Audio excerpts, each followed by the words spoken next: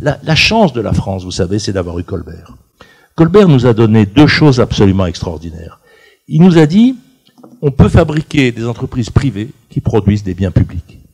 Ça, c'est une idée extraordinaire. C'est pour ça qu'on est leader mondial dans le béton, dans l'assainissement, etc. Alors, je ne veux pas faire l'éloge de Bouygues, je suis devenu fanatique de Bouygues, mais c'est vrai.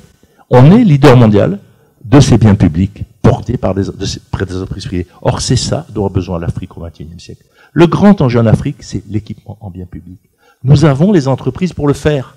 Est-ce que nous allons former nos jeunes de banlieue qui ont déjà les langues et les cultures pour qu'ils y développent l'électricité, les autoroutes, etc.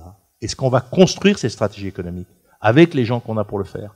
Bon, donc ça, c'est si vous voulez, c'est un enjeu absolument énorme. Et puis le deuxième enjeu, évidemment, c'est qu'on est le pays le plus désiré de la planète.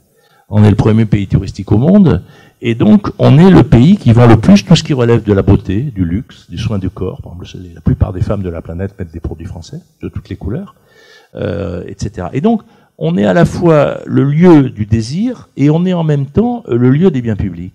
Mais au lieu de faire de ça un modèle de développement, vous savez, les Américains, ils ont construit leur développement sur le cinéma. Ils ont dit le cinéma va être le moyen de penser et de gérer le monde. Les Allemands, ils ont construit leur développement sur le fait qu'ils ont pris leurs artisans, ils les ont mis dans des usines. Nous, on a mis des immigrés dans les usines qui venaient de la campagne. Donc on a dit comment on produit avec des gens qui n'ont pas de compétences.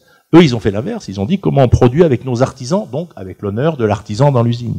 Les Anglais, ils ont toujours été d'abord une île. C'est Londres, l'Angleterre, en réalité. Si on c'est le reste, il n'y a rien, en fait. Et donc c'est l'échange. Donc la mondialisation, chacun amène sa culture autour de la table. Où est-ce que je suis le plus créatif? Eh ben nous, on est créatifs dans les biens publics et on est créatifs dans effectivement les objets du désir, la beauté de la France, la beauté des corps, la beauté des objets. On n'est pas les seuls, mais sur ces deux changements, on est très productifs. Ben, notre économie doit être centrée là-dessus. Les Allemands, ils sont centrés. Ça ne veut pas dire qu'à côté des Mercedes, ils fabriquent pas des brouettes aussi. Mais d'abord, ils fabriquent des Mercedes. Et je crois que la mondialisation, c'est l'art de que chaque culture s'interroge sur là où elle est la meilleure pour en faire le cœur de sa production. Pas le monopole, le cœur de sa production.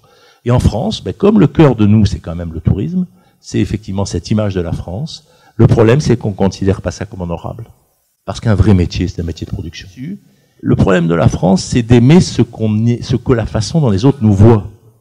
Et d'arrêter de nous regarder avec un œil complètement décalé du réel, notamment pour les grandes sphères de production. Et si vous voulez, moi j'adorais les voitures à vivre de Renault. Pour moi, c'était un concept génial, parce qu'il était dans l'image de la France. La pays est un pays de l'art de vivre. Et Carlos Ghosn a cassé ce slogan que j'aimais beaucoup.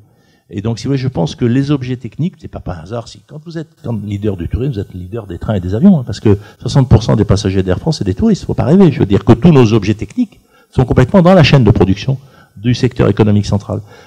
Et donc, là, je pense, si vous voulez, qu'il faut s'interroger là-dessus, se regarder dans l'œil de l'autre et se dire, les Américains ont instrumentalisé le cinéma.